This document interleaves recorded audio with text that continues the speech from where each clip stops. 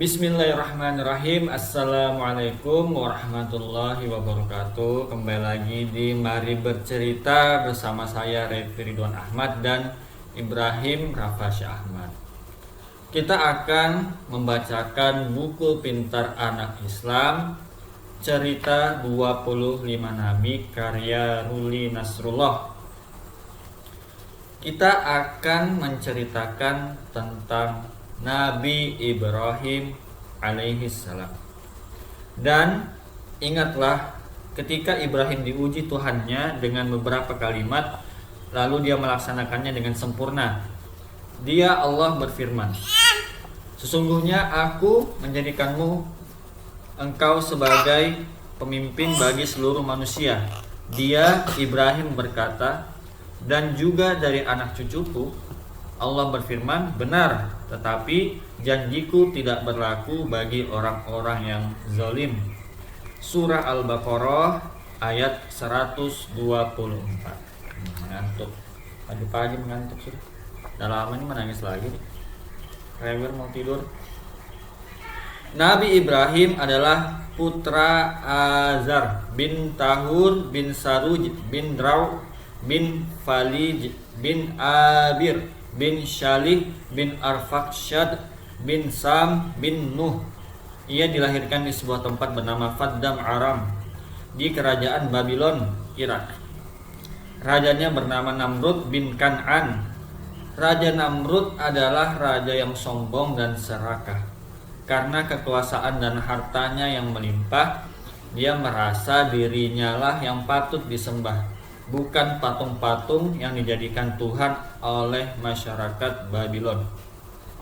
Masyarakat Babylon adalah masyarakat yang menyembah berhala, padahal mereka sendiri yang membuat berhala itu. Ayah Nabi Ibrahim pun adalah seorang pemahat dan pedagang patung. Semasa remajanya, Nabi Ibrahim sering disuruh ayahnya keliling kota menjual patung-patung buatan ayahnya. Sebagai utusan Allah, Nabi Ibrahim harus menyebarkan ajaran agama Allah. Ia pun berdakwah kepada ayahnya terlebih dahulu sebelum ke masyarakat. Sama seperti teman-teman semua, Nabi Ibrahim sangat sayang kepada ayahnya. Ia ingin mengajak ayahnya untuk menyembah Allah, bukan menyembah patung. Suatu hari ia berbincang dengan ayahnya tentang patung-patung itu. "Ayah, mengapa ayah membuat patung-patung ini kemudian menyembahnya?" tanya Nabi Ibrahim.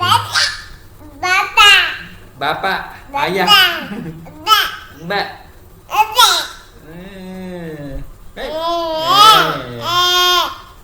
Nih, lagi lanjut, Pak, cerita, Pak. Ini adalah ajaran para leluhur kita, jadi kita harus mengikutinya. Jawab Azar.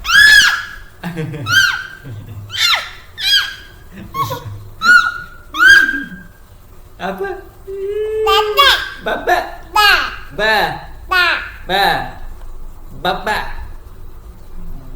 Ini bapak, ini ayah. Ayahnya Nabi Ibrahim. Nah, jawab Azar, ayah Nabi Ibrahim. Tapi patung itu kan tidak bisa melakukan apa-apa. Menyembah patung adalah perbuatan syirik.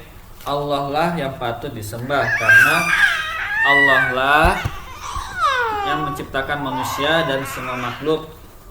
Allah yang memberikan rezeki dan kenikmatan hidup, serta menguasai bumi dengan segala isinya.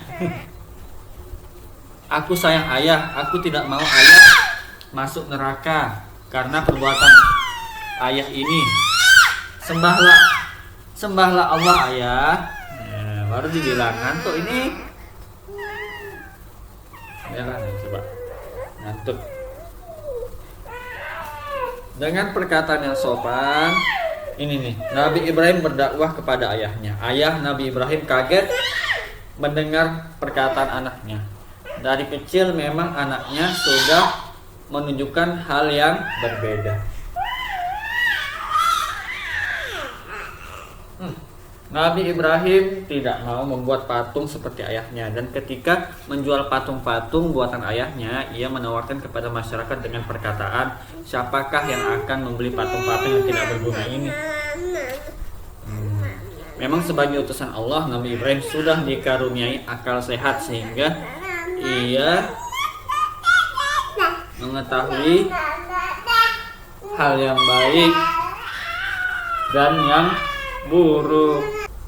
Ayah Nabi Ibrahim menjadi merah mukanya dan melotot matanya mendengar perkataan anaknya itu. Hai Ibrahim, Ibrahim Bapak Syahmat, berpalingkah kamu dari kepercayaan dan persembahanku? Dan kepercayaan apakah yang kamu berikan kepadaku dan menganjurkan agar aku mengikutinya? Kamu jangan membuatku marah dan mencoba durhaka kepada ayahmu. Hentikan ajakanmu itu. Aku tidak akan mengikutinya. Ini adalah ajaran leluhur. Jika tidak mengikutinya, pasti leluhur akan marah. Ucap ayah Nabi Ibrahim dengan nada marah. Yang harus kita takuti adalah Allah, bukan leluhur kita, ayah. Kembali Nabi Ibrahim mengajak ayahnya. Aku tidak sudi mempunyai anak sepertimu. Pergilah kamu dari rumah ini sebelum aku menimpamu dengan batu dan mencelakakan engkau. Azar pun langsung mengusir Nabi Ibrahim. Nabi Ibrahim menerima kemarahan ayahnya dengan hati sabar. Walau ayahnya tidak menerima ajakannya untuk menyembah Allah, Nabi Ibrahim masih mendoakan ayahnya.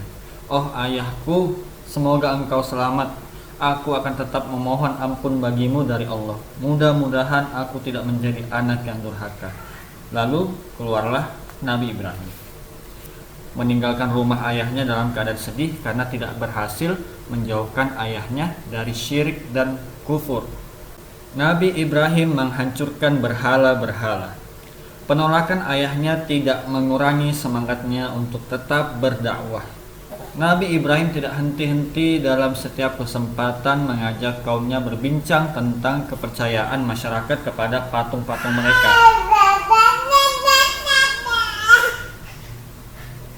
Ribut kah?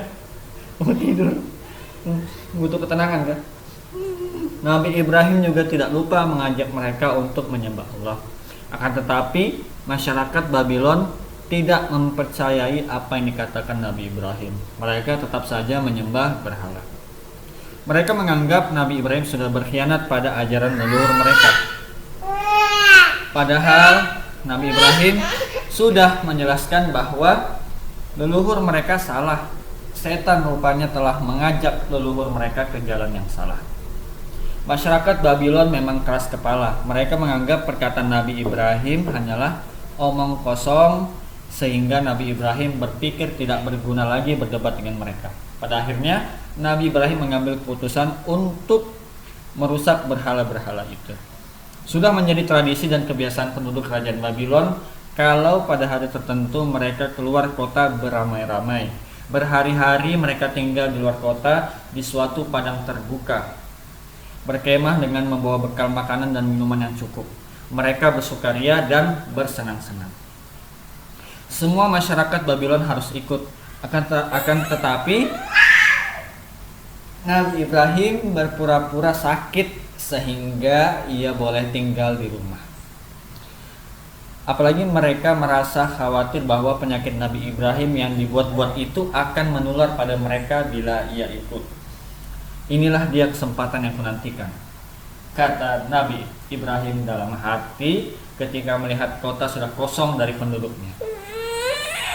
Dengan membawa sebuah kapak di tangan, ia pergi menuju tempat ibadah kaumnya yang sudah ditinggalkan tanpa penjaga.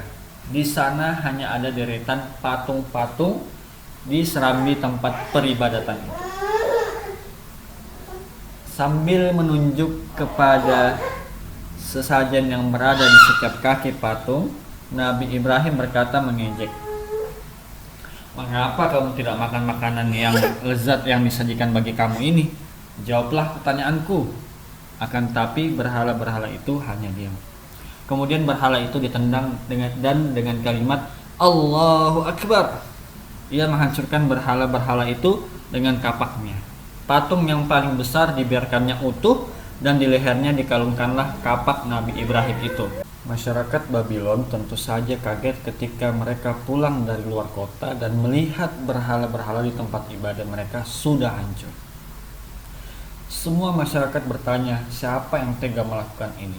Akhirnya mereka pun menduga pasti Nabi Ibrahim yang melakukannya, karena selama ini Nabi Ibrahim tidak suka dengan berhala-berhala itu. Maka diadakan sidang yang disaksikan semua masyarakat. Nabi Ibrahim tidak takut pada sidang itu, karena ia hanya takut kepada Allah.